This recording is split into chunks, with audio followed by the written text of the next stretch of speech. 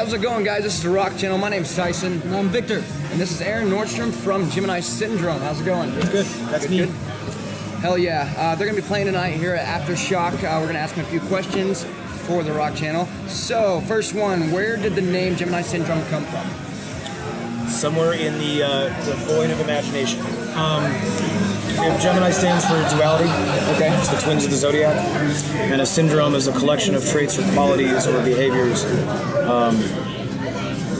that kind of play off of each other. So the syndrome of Gemini is the duality always kind of in motion. With the given condition, being alive, blah, blah, blah, blah, blah, yin-yang. Yeah. Did you come up with it?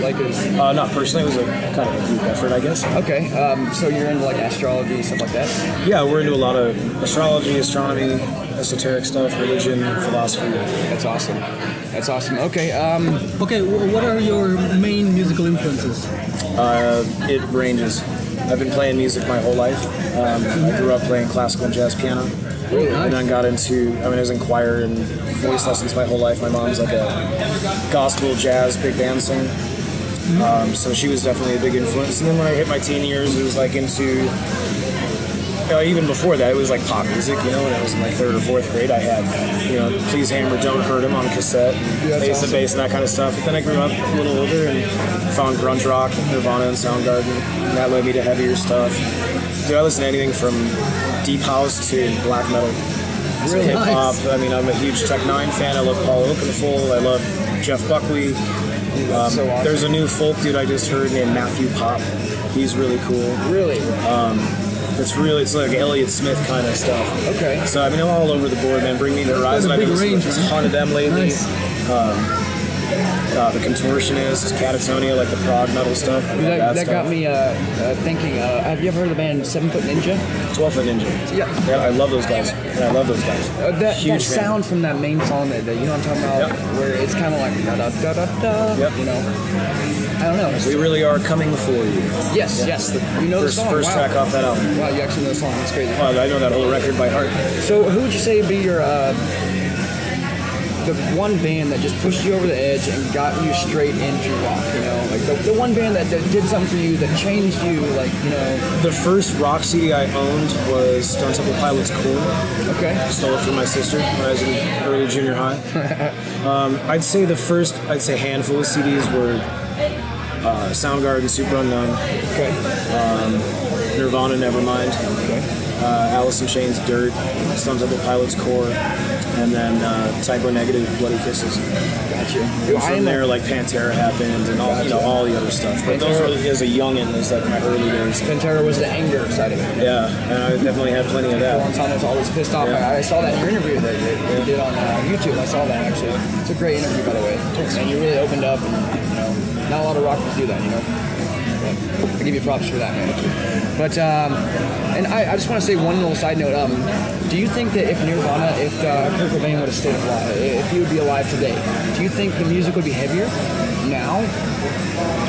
It's hard to say. Well, because I saw it coming out, and at the end came along. He started getting more screaming, more. Angry. Yeah, he was in pain at that point for sure. I don't know. It could have gone a number of different ways, though. Had the coulda, woulda, shoulda. You could say the same thing about what would Alice in Chains have done if Lane had been alive. But then I want to take somebody like Maynard, who was very angry, like Undertow and Anema, and as A Perfect Circle kind of evolved, and Tool evolved, and then the Pussifer stuff. He even says it in an interview. He's like, people ask why his music changed. He's like, well, when I was young, I was pissed. And if I can't heal through my own music, how can I expect anybody else to heal through my music? So you get older, and I can relate completely. I was really pissed when I was 21, 22, 25. Yeah. And it's a few years later now, and as I've grown older and experienced more, I don't get as emotionally vigorous, if you will. You know what I mean? I don't get super mad anymore. It's like writing lyrics. Yeah, and that helps, and my other outlets or whatever, the stress relief.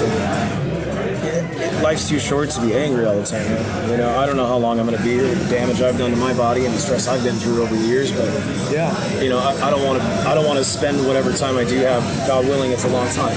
Yeah. But I don't want to spend it in a crappy mood. I don't want to be angry. I don't want to be depressed. And I don't want to surround myself with shitty people. You know what I mean? Exactly. I'd like to think that if Kurt stayed alive, he would have gotten through his mess. Yeah, I mean, like but that's one of those tragic stories. There's a lot of conspiracy behind behind it. Of course. Stuff, so. Won't get into that right now. All right, sorry, I got a little off topic. What's your favorite part of being on the road? I mean, most of it, honestly. Couldn't really pinpoint one thing. Yeah. I love being with my band and my crew. Our little camp, man, I love it. It's a little family. Yeah, you guys are having fun out here, man. Yeah, I love You don't see that a lot.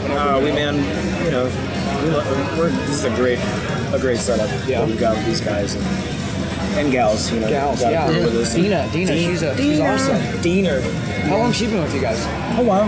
Yeah? A few tours with us. She's pretty cool. Yeah, she's awesome, man. Yeah, that's what makes it enjoyable. If you're out on the road with a group that doesn't get along, or you got one Sour Patch Kid in there, it can ruin the whole experience easily.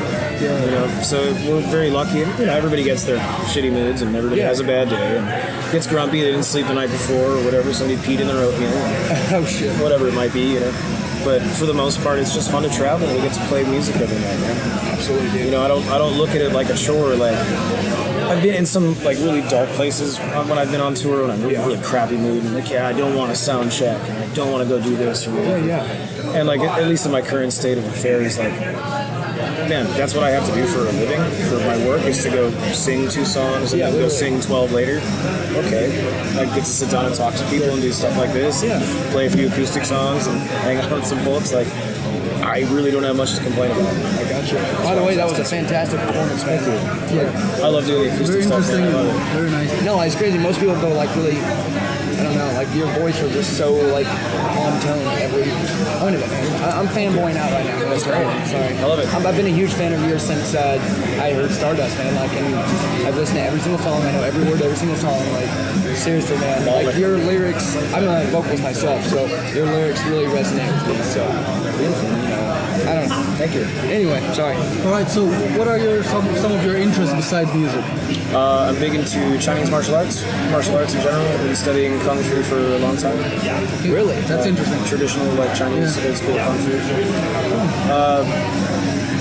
I enjoy reading, but I haven't really done it much in the last few years. Okay. I have vision problems, so it's really hard to read in the bus or the van or whatever we're riding in, just because of the bumping. I have to read that. So I was a very avid reader when I was a kid. I'm into philosophy, religion, like I said earlier, Eastern philosophy because of the Kung Fu, conspiracy theories, that kind of stuff. Yeah, I'm big. You watch the Jesse Ventura show? Yeah, I love that show. Yeah. I've seen He makes some points. For sure. He does. He's a very smart guy. Just esoteric stuff and kind of secret societies and all that nonsense. Well, me and my wife, we do paranormal investigations. We actually have a group in Kansas City at Mid-Continent Paranormal, and we travel around doing ghost investigations. And this guy right here, we get in many debates because he's more the scientific, more of the... You're the skeptic? Yeah. I am the skeptic. And I'm more open to everything. I love physics, astronomy, stuff like that. And, I'm very skeptical of things like that.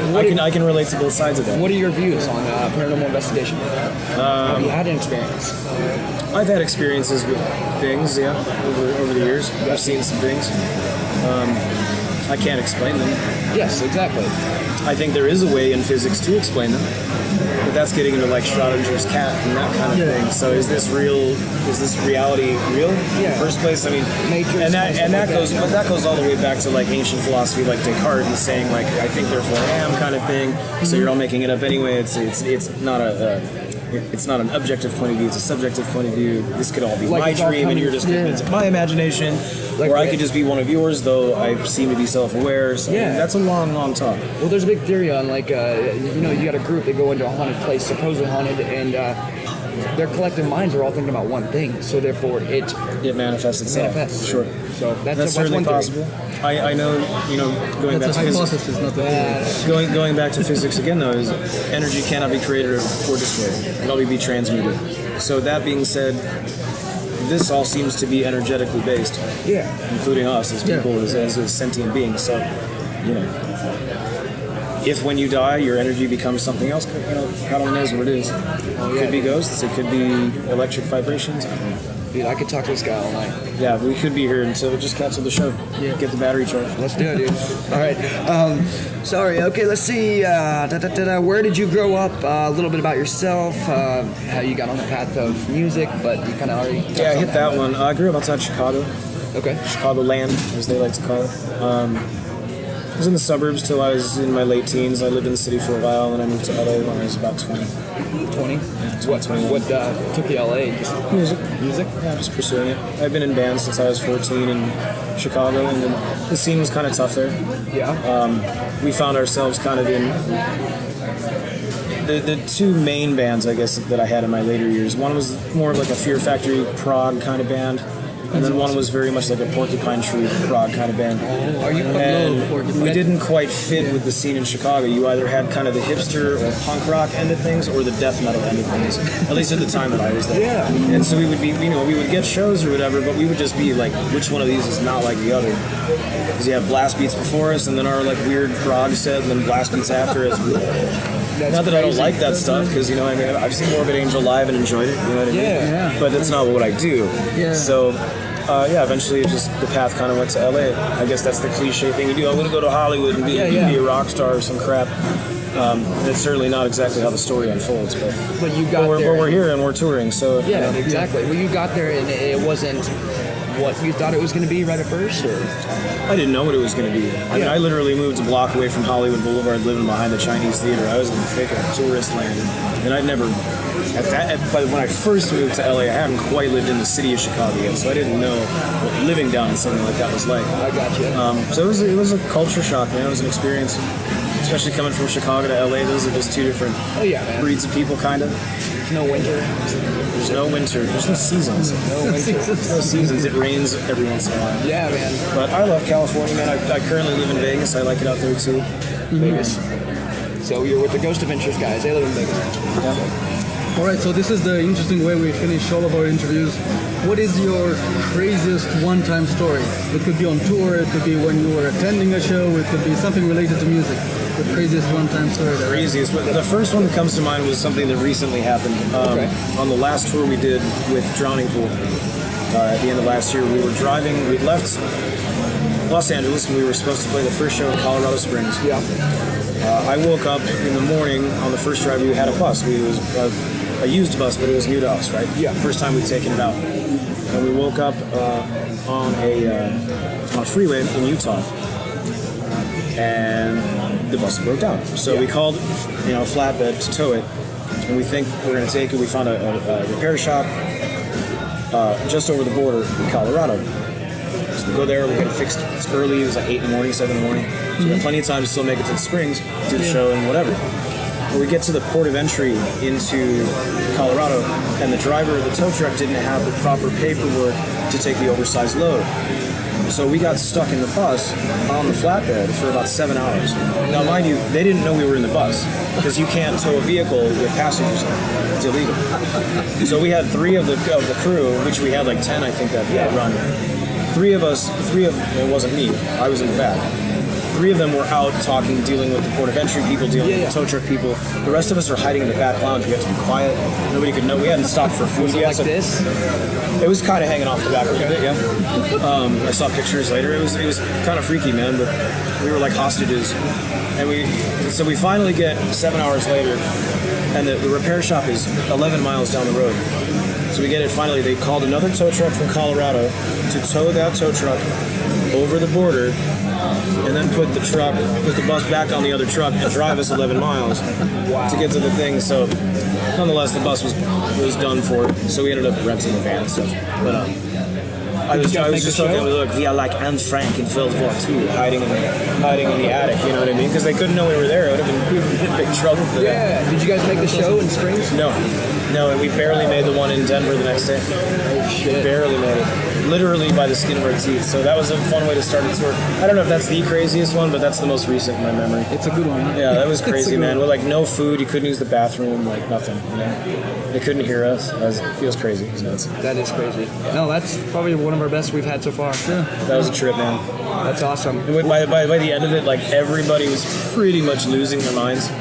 We were all kind of going insane from just like all of us crammed in a little back lounge, and trying to be quiet, and just started giggling like insane people.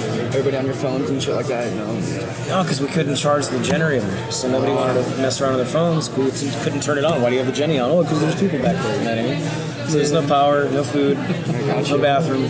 We were prisoners in our own home. I want to ask one more question. We actually took it off, but we're going to take it back on because I think you might be okay with the question. Star Trek or Star Wars? I'm a fan of both. That's like asking me as a Chicago fan, am I a Cubs person or a Sox person? I don't care. If you had to lean, no. I don't care. Okay, damn it. Oh, okay. I don't. It's a wash. We'll call this one a wash. Okay, we'll call it a wash. All right. Well, this has been an interesting, definitely just an interesting interview with Aaron Nordstrom from All right, Gemini Syndrome. I lean towards Star Wars. I lean towards Star Wars. No, no, I already called you a wash. You can go back now. I do, though, and I'll tell you why. Because they have the Force. And I like Kung Fu and Chi and that kind of stuff. Yeah. Okay, fair He enough. likes Only because of that. But I very much enjoy Star Trek, too. So. He likes them both, but it's okay, we've asked every interview, Star Trek, Star Wars, every time Star Wars, every single time. And See, you got to think we're asking a wait. generation, You just wait. generation. But see, if Chuck, my guitar player, had been here, he would have said Star Trek. Really? Guaranteed.